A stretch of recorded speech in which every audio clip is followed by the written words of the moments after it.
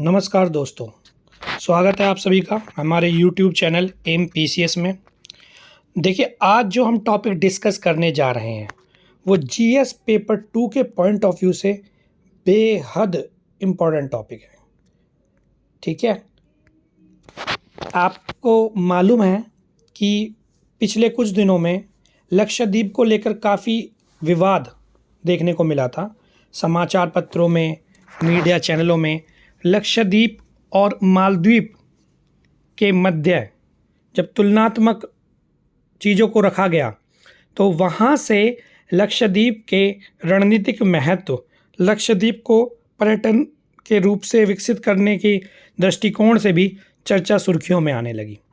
तो देखिए, लक्षद्वीप का क्या है रणनीतिक महत्व, क्यों वहाँ के जो निवासी हैं वो विरोध कर रहे हैं कि लक्षद्वीप को एक पर्यटन के स्थल के तौर पे विकसित ना किया जाए, और जीएस पेपर 2 के पॉइंट ऑफ व्यू से जो इम्पोर्टेंट टॉपिक है, ठीक है, भारत की आंतरिक सुरक्षा, जो पेपर 3 में भी आ सकता है और पेपर 2 में भी आ सकता है, पड़ोसी देशों के साथ संबंध में।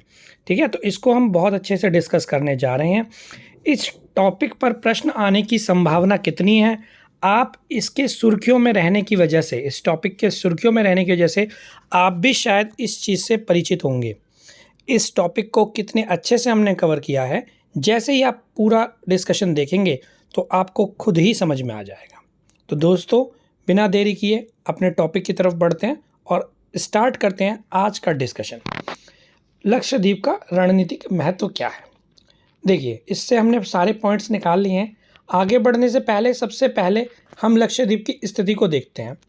आप जैसे कि भारत का मैप देखते हैं, यहाँ ये केरला राज्य है और केरल राज्य के पश्चिम में, है ना, केरल राज्य के पश्चिम में बहुत सारे छोटे छोटे द्वीप जो हैं, इन सबको मिलाकर लक्षद्वीप समूह का निर्माण होता है।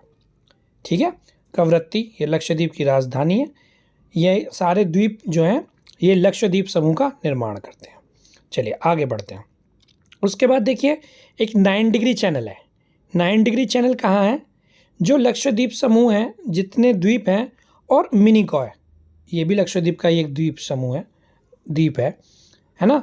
तो लक्षद्वीप द्वीप समूह के मिनिकॉय और जो अन्य द्वीप हैं, इनके बीच में कौन सा चैनल है? 9 डिग्री चैनल। इस पर भी हम बात करेंगे। अब यहाँ हम और ज़्यादा डिस्कशन में देखते हैं तो यहाँ ये भारत की स्थिति है, इसके केरल राज्य के पश्चिम में। यहाँ क्या है आप देख सकते हैं, ये इसमें यहाँ पर ये लक्षद्वीप की स्थिति है। अगर आप लक्षद्वीप की बात करें तो देखिए, ये जो पूरा है ये अरब सागर है, इस अरब सागर में स्थित है। यहाँ से ये भारत, पाकिस्तान, है ना, ईरान, ओमान, ठीक है, इन सारे देशों, और नीचे अगर हम बात करें तो श्रीलंका और मालदीव, इन सारे देशों की क्या है स्थिति, या जो सीमाएं हैं वो कहाँ लगती हैं? वो लगती हैं अरब सागर से। चलिए आगे बढ़ते हैं। ये हमने एक भौगोलिक स्थिति देखी ताकि आपको अच्छे से टॉपिक समझ में आए। शुरू करते हैं अपना आज का डिस्कशन। लक्षद्वीप का रणनीतिक महत्व क्या है? देखिए, लक्षद्वीप की अगर हम बात करें तो लक्षद्वीप 36 द्वीपों का एक द्वीप समूह है और कुल इसका जो क्षेत्रफल है वो 32 वर्ग किलोमीटर है। ये अरब सागर में स्थित है। अब अगर अरब सागर की हम बात करें तो अरब सागर में देखिए कई अहम शिपिंग लेन को जोड़ने वाला है अरब सागर, है ना। फारस की खाड़ी से होते हुए ये जो जितने भी हमारे व्यापारिक मार्ग हैं, कई बंदरगाहों को जोड़ने वाला है, चाहे वो पाकिस्तान का बंदरगाह ग्वादर हो, चाहे वो कांडला बंदरगाह हो गुजरात का, चाहे कोच्चि बंदरगाह हो, है ना, चाहे वो गोवा का मैंगलोर बंदरगाह हो, कई बंदरगाहों को जोड़ने वाला है। अंतर्राष्ट्रीय व्यापार के लिए रास्ता मिलता है क्योंकि कई अहम शिपिंग लेन को ये जोड़ने वाला है। उसके अलावा अरब सागर में स्वयं तेल और प्राकृतिक गैस के बड़े भंडार हैं, यानी यह ऊर्जा संसाधनों की दृष्टि से भी काफ़ी समृद्ध है। अभी हमने जैसे कि मैप में देखा, Yemen, Oman, Pakistan, Iran, Bharat, Sri Lanka, Maldives, इन सब की सीमाएं क्या है? अरब सागर से मिलती है। अब अगर हम बात करें चीन की, तो देखिए चीन ने क्या है कि अरब सागर से जो कई देश लगे हुए हैं उनमें आधारभूत परियोजनाओं और बंदरगाहों के निर्माण में रुचि दिखाई है। चाहे वो श्रीलंका का हम्बनटोटा बंदरगाह हो, चाहे पाकिस्तान का ग्वादर बंदरगाह हो। ऐसे ही जिबूती में भी चीनी नौसेना ने नौसैनिक अड्डे का निर्माण किया है। इसके अलावा चीन ने नौसैनिक क्षमताओं का आधुनिकीकरण भी बहुत तेज़ी से चीन कर रहा है। तो चीन की तरफ से ये जो कदम उठाए जा रहे हैं, ये भारत के लिए कहीं ना कहीं सामरिक चुनौतियां पेश कर रहे हैं। ठीक है, अब आगे बढ़ते हैं। अब इस सामरिक चुनौती से निपटने के लिए भारत ने भी प्रयास किया है कि अपनी सुरक्षा क्षमताओं को बढ़ाया जाए और ऐसे बहुत सारे केंद्रों को चिन्हित किया है। उनमें से लक्षद्वीप एक प्रमुख केंद्र है ना। नौसेना और तटरक्षक बलों को मजबूत करने का भी प्रयास भारतीय नौसेना कर रही है। राइटर आगे क्या कह रहे हैं कि लक्षद्वीप को देखिए संभावित रणनीतिक उपयोग क्या क्या हो सकते हैं।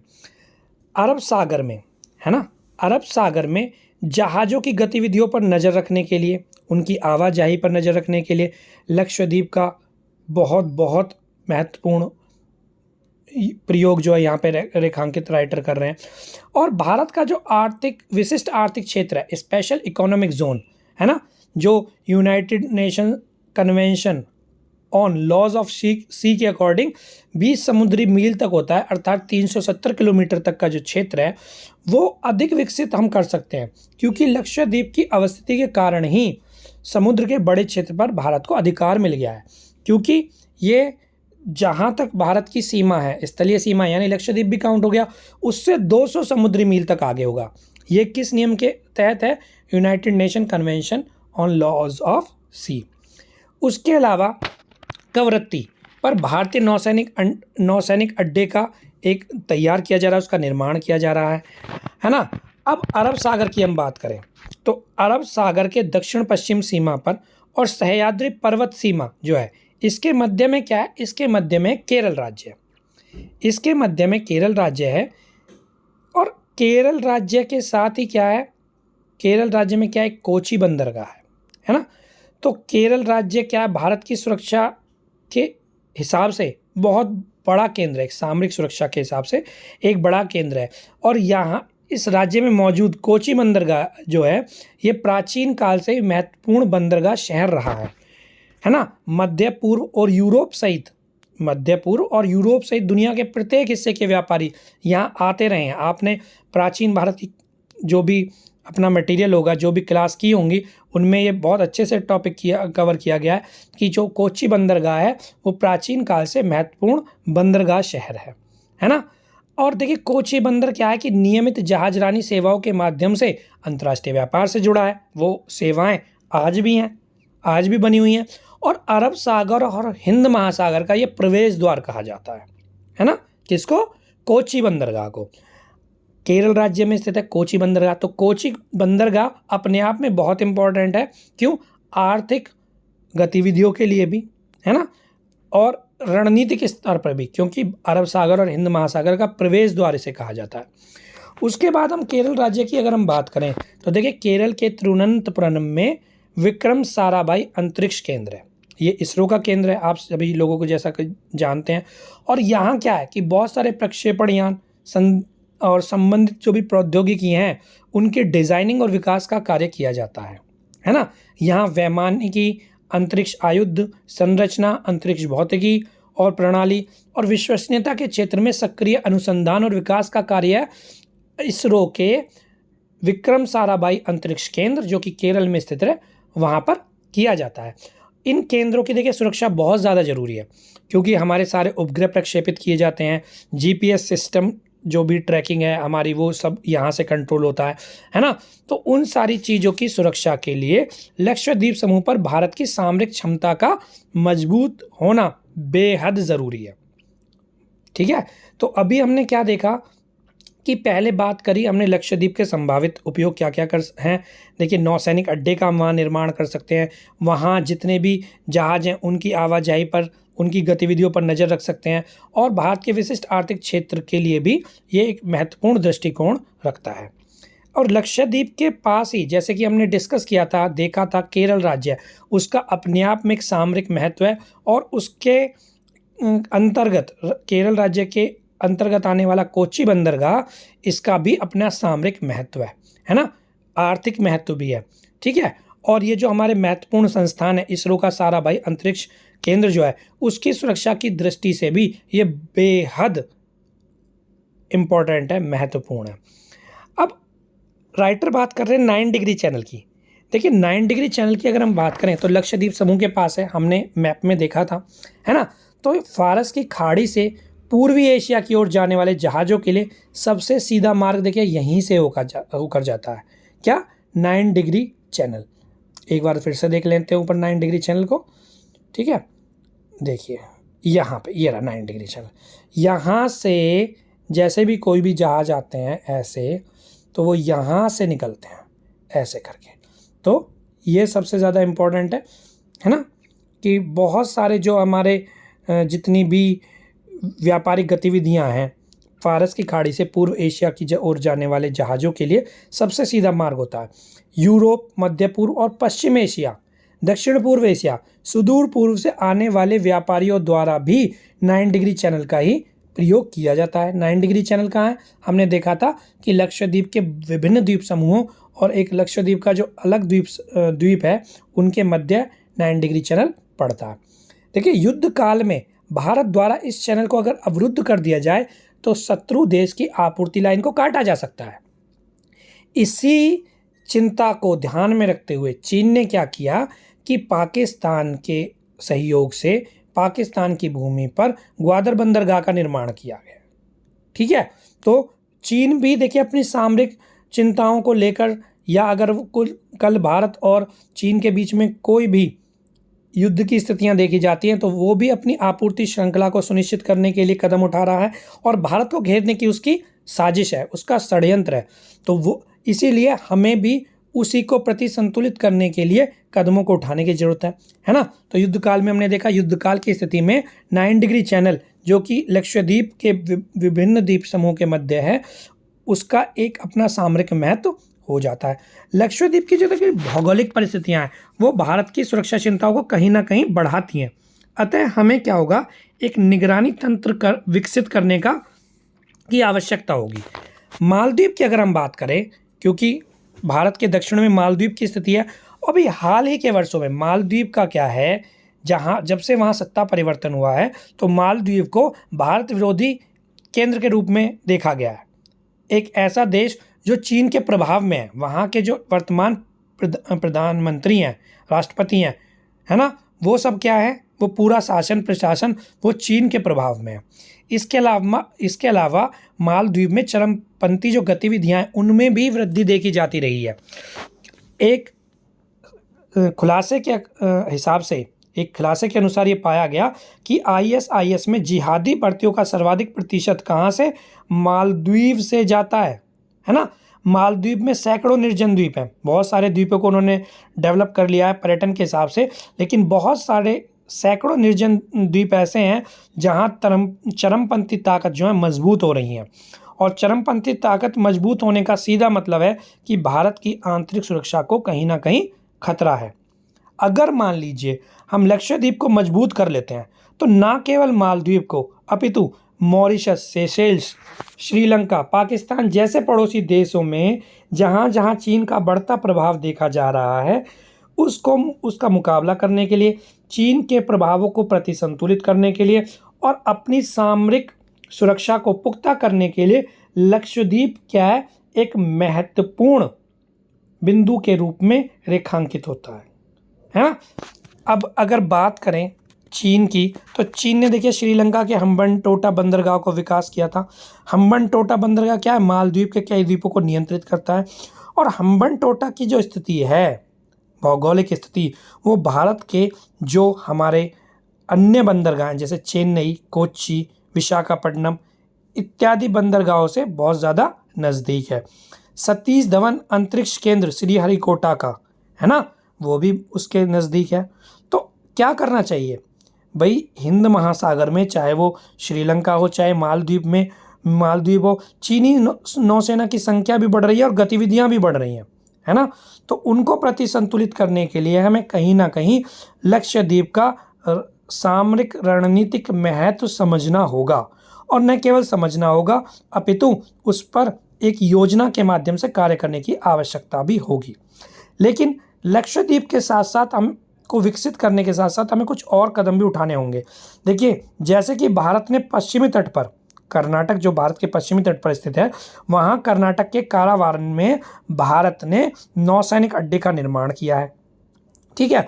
और इस सेना बेस पर प्रोजेक्ट सी बर्ड को भी भारतीय नौसेना द्वारा चलाया जा रहा है। प्रोजेक्ट सी बर्ड क्या है? देश की सबसे बड़ी नौसैनिक बुनियादी ढांचा परियोजना है, जिसका उद्देश्य क्या है? जिसका उद्देश्य है युद्धपोतों के बेड़े का समर्थन और रखरखाव। कैसे हम अपने युद्धपोतों का रखरखाव कर सकते हैं, मेंटेनेंस कर सकते हैं, कैसे उनको अत्यधिक और आधुनिक सूचनाएं प्रदान कर सकते हैं, है ना, ताकि अपनी सामरिक जो सुरक्षा संबंधी चुनौतियां हैं उनको संबोधित किया जा सके। तो प्रोजेक्ट सी बर्ड का आप बहुत बहुत अच्छे से इसको रेखांकित करेंगे अगर प्रश्न बनता है तो, है ना। तो और पड़ोसी देशों के अधिकांश लड़ाकू विमानों की पहुंच से बाहर है। क्या बाहर है? कर्नाटक के कारावार में जो भारतीय नौसैनिक अड्डा है ना। उसके अलावा फारस की खाड़ी और पूर्वी एशिया के बीच ये दुनिया का सबसे व्यस्त शिपिंग मार्ग के अत्यंत करीब है। अभी हमने देखा था ना 9 डिग्री चैनल, है ना, तो ये उसके समीप है, बिल्कुल समीप है। इसके अलावा ये तो हुई किसकी?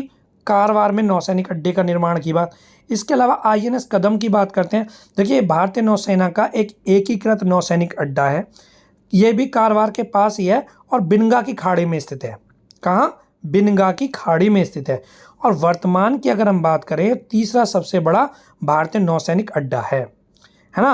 अभी ये पूरा डेवलप नहीं हुआ है, लेकिन ऐसा अनुमान है कि पूरा विस्तार होने के बाद पूर्वी गोलार्ध का ये सबसे बड़ा नौसैनिक अड्डा होगा, है ना, जिसकी के माध्यम से भारत की सामरिक सुरक्षा संबंधी जो चुनौतियां हैं उनको कहीं ना कहीं संबोधित किया जा सकेगा। अब देखिए, आईएनएस कदम की बात हो, चाहे कारवार में जो भारतीय नौसैनिक अड्डा हो उसकी बात हो, ये लक्षद्वीप के पास है। और लक्षद्वीप के पास जो है, देखिए, लैगून है और विशेष आर्थिक क्षेत्र में मत्स्य पालन का बहुत बड़े केंद्र है और बहुत सारे खनिज संसाधन भी वहाँ उपलब्ध हैं। तो ऐसे में यहाँ का आर्थिक महत्व भी है, सामरिक महत्व के साथ साथ आर्थिक महत्व भी है, ठीक है। भारत द्वारा मॉरिशस के अगलेगा द्वीप को विकसित किया जा रहा है। ये पूछ सकता है, प्रीलिम्स के पॉइंट ऑफ व्यू से भी ये इंपॉर्टेंट पॉइंट हो जाता है कि अगलेगा जो द्वीप है ना, एगलेगा जो द्वीप है वो किस देश में भारत विकसित कर रहा है? मॉरिशस में। अब देखिए, एगलेगा जो द्वीप अगर विकसित हो जाता है तो लक्षद्वीप और एगलेगा के बीच में संपर्क बिंदु जो बन जाएगा ना, तो हिंद महासागर में भारत को चीन पर सामरिक बढ़त मिल जाएगी। क्योंकि जैसे कि हमने ऊपर देखा कि युद्धकाल परिस्थितियों में भारत क्या है, किसी भी शत्रु देश की आपूर्ति लाइन को क्या है, ठप कर सकता है ना। अब लक्षद्वीप की अगर रणनीतिक स्थिति देखें तो देखिए, चीन एवं क्षेत्रीय बाधाओं के कारण क्या है, लक्षद्वीप की रणनीतिक स्थिति बहुत ज़्यादा संवेदनशील है।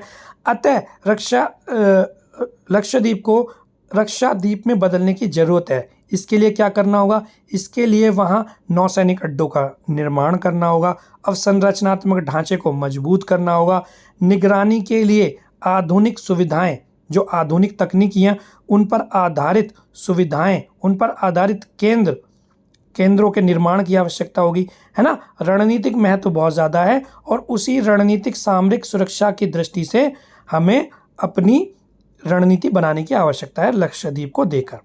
लेकिन देखिए, जब भारत के प्रधानमंत्री ने अपनी कुछ पिक्स लक्षद्वीप में टहलते हुए अपनी यात्रा के दौरान ट्वीट की, तो मालदीव के निशाने पर आ गए भारतीय प्रधानमंत्री और साथ में लक्षद्वीप भी, है ना। और उसके बाद ही सोशल मीडिया में, समाचार पत्रों में, टीवी चैनलों में ये एक बहस बन गई कि हमारे इतने जो पर्यटक हैं वो लक्षद्वीप जाएं, मालदीव के बजाय अगर वो लक्षद्वीप जाएं तो इससे हम एक मजबूत स्थिति में आ जाएंगे। लेकिन अगर इसे पर्यटन तौर के तौर पे हम विकसित कर देते हैं लक्षद्वीप को, तो देखिए कुछ सुरक्षा संबंधी चुनौतियां बढ़ सकती हैं। कैसे बढ़ सकती हैं? हमने देखा कि हिंद महासागर में चीन अपनी जो नौसैनिक गतिविधियां हैं उनको बहुत ज़्यादा बढ़ा रहा है ना?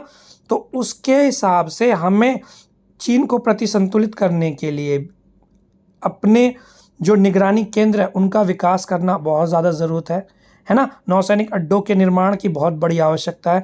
तो वो हम सब कहाँ कर सकते हैं? लक्षद्वीप को पर कर सकते हैं, है ना? और पर्यटन केंद्र के तौर पर विकसित करने के लिए जो वहाँ के नागरिक हैं उनके द्वारा भी विरोध किया जा रहा है। उनका क्या तर्क है?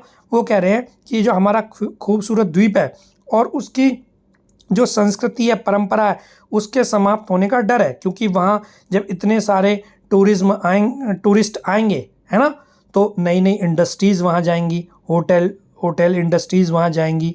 तो वहाँ वो कह रहे हैं कि हमारी संस्कृति परंपरा के समाप्त होने का डर है, क्योंकि उससे क्या है, प्राइवेटाइजेशन को बढ़ावा मिलेगा, कहीं ना कहीं लोगों का बहुत ज़्यादा वहाँ इंटरफेयर होगा, है ना। इसके अलावा वहाँ तस्करी को बढ़ावा दिया जाता है। देखिए बहुत सारे पर्यटक क्या करते हैं कि मौज मस्ती के दौरान, अपनी पर्यटक यात्रा के दौरान वो जो नारकोटिक्स ड्रग्स होती हैं उनका सेवन करते हैं, तो उनकी मांग बढ़ेगी अगर पर्यटन को वहाँ पे बढ़ावा मिलता है तो, और मांग बढ़ेगी तो उनकी तस्करी भी होगी। और देखिए जब बहुत सारे लोग वहाँ पर्यटन के लिए जाएंगे तो आप सबको इंक्वायरी नहीं कर सकते आप क्यों आए हैं। तो बहुत सारे ऐसे विदेशी नागरिक, बहुत सारे ऐसे स्लीपर सेल ऐसे स्थान का दौरा करके सेल्फी के नाम पे, वीडियो बनाने के नाम पे वहाँ की जो सारी महत्वपूर्ण जो भी पोजीशन है, जो भी स्थितियाँ हैं, है ना, उनकी टोह लेकर वो शत्रु देश के हवाले कर सकते हैं वो, जिससे कहीं ना कहीं भारत की जो आंतरिक सुरक्षा है वो प्रभावित हो सकती है। ठीक है, तो दोस्तों आज का डिस्कशन आपको कैसा लगा हमें अवश्य से बताइएगा। इस बार लक्षद्वीप से संबंधित प्रश्न आपको बहुत हद तक चांस है कि एग्ज़ाम में मिले, देखने को एग्ज़ाम में मिले।